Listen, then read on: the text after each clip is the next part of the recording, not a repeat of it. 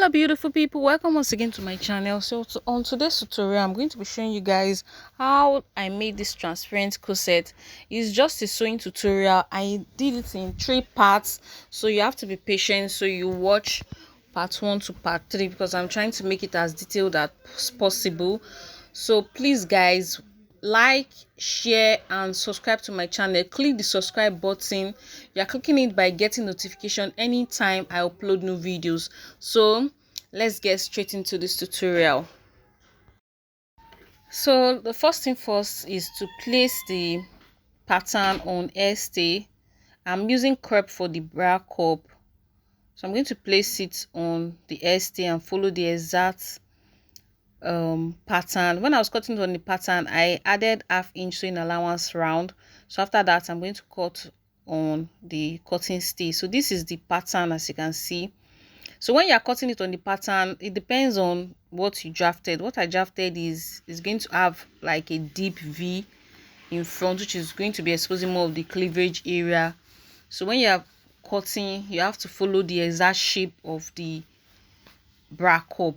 That's the left side of the bra cup and the right side of the bra cup. You need to know the exact shape. So you need your paper pattern to guide you when you are doing this. So don't throw away your pattern after drafting on the fabric. You still need it so you know which way or which part to follow. So in total, you're going to be needing 4 pieces, which is the main fabric and the lining. So for the lining, I'm going to be using 6 mm of boning, which I'll use for the caging. If you don't want to use caging, you can use crinoline mesh and wadding. That also works, also helps to hold the bust very well. So if you don't want to use caging, which is a bit stressful, you can go for the crinoline mesh and the wadding. Just use it and interface the bra cup. So you'll be needing 4, as you can see me doing in the video. I'm trying to like know which parts should face. This is why you need your pattern. Don't throw it away. So I'm just going to arrange it like so, and then take it to the sewing machine and sew. So in total, I have 4 pieces, 2 for the front, 2 for the back. That's the lining. 2 pieces for the lining, because you know you have 2 boobs. 2 for the lining for the main fabric, and 2 for the lining for the lining. So I'm just going to join it like so and take it to the sewing machine and sew. So this is the 6 mm boning I'm going to be using for the bust caging. So if you don't want to use the bust caging technique, you can just do your normal wadding and add your crinoline mesh. So I'm going to be using ½ inches round, just as you can see me doing like so. I'll add ½ inches and sew it. So I'm just going to mark and follow the shape. I'm just going to sew like so, and then take it to the ironing table and open up the seam. You open up the seam. The next for me to mark the lines for my bust caging. So if you don't use your bust caging, like I said, just do your normal wadding and crinoline mesh. That also will work for you and to make your bra cup to stand very well. So this is 6 mm bone caging I'm going to be using.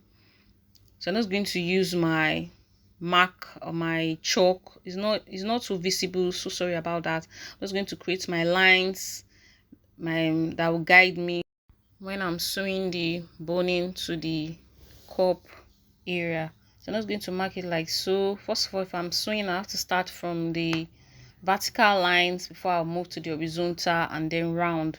I'm just going to mark it like so, then take it to the ironing table and do the sewing. So I also do the same thing at the left side of the corset. Leave ½ inches space at the top side and at the hem area. Leave ½ inches. So this is what I'm talking about. I'm just going to start from the vertical point first before I move to the horizontal areas.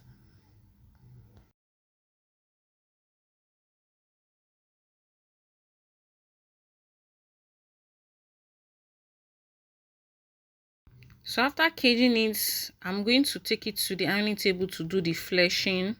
I'm going to be using fiber for this, just to give it a little flesh. So in this next process, you'll be needing hemming gum. First of all, you have to cut your hemming gum. This is the fiber. You can double it as you want. If you want it to be more fuller, you can make it, you can layer it 3 or 4 times. So it depends on how you want it. So first thing first, you're going to be needing your hemming gum.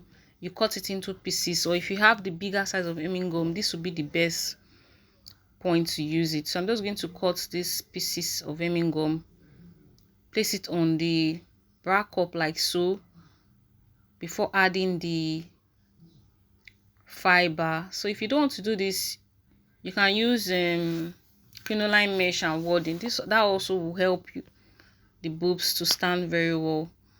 So for this part, I'll just use my iron to hold the two in place before adding the third layer of the fiber. So you can add as many as you want, depending on how fleshy you want the bra cup to be.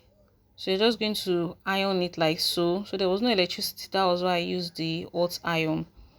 So I'm going to cut another pieces, like 3 more pieces, just to make it fuller or fleshier. So I'll trim out the excess like so, and then cut more of the fiber to cover the bust area.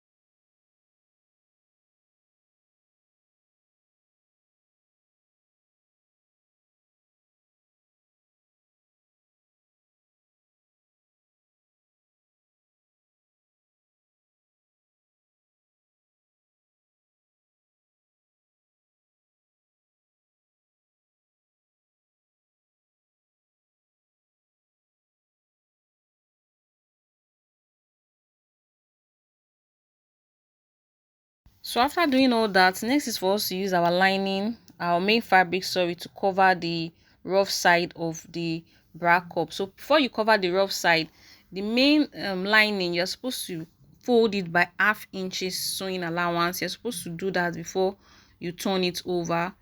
So you're just going to fold it by 1/2 inches, just as you can see me doing. Then you use your iron to hold this down.